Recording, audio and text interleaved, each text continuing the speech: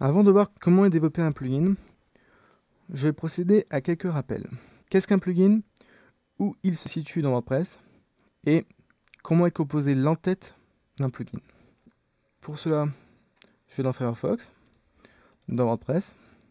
Je vais dans la console d'administration, dans l'onglet Extensions, et je vais activer un plugin. Donc je vais activer WP Post Ratings. C'est un plugin qui ajoute une fonctionnalité permettant de noter les articles. Donc si je vais dans mon thème, dans la partie visiteur, je vois que j'ai la possibilité de noter chaque article. Hop, si je clique, un vote, deux votes. Je vois que ce plugin peut ajouter des menus dans la console d'administration de WordPress et qui dispose d'options ainsi que d'autres menus, comme de l'aide ou la possibilité de désinstaller le plugin. Donc je retourne dans l'extension. Nous allons voir où se situe un plugin dans WordPress.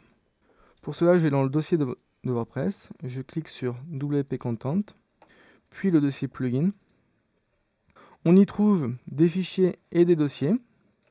Un plugin peut être uniquement un fichier PHP ou être contenu dans un dossier et comprendre plusieurs fichiers. Par exemple, PostRatings comprend des fichiers CSS pour la mise en forme, des fichiers PHP. L'entête d'un plugin est toujours la même. Donc, je vais éditer le fichier index.php, qui est un petit plugin, plutôt squelette de présentation. Je vois que ce plugin est composé de deux choses, l'entête WordPress et une licence. L'entête WordPress comporte toujours les informations suivantes: le nom du plugin, l'adresse, la description, le numéro de version, le nom de l'auteur et l'adresse internet de l'auteur.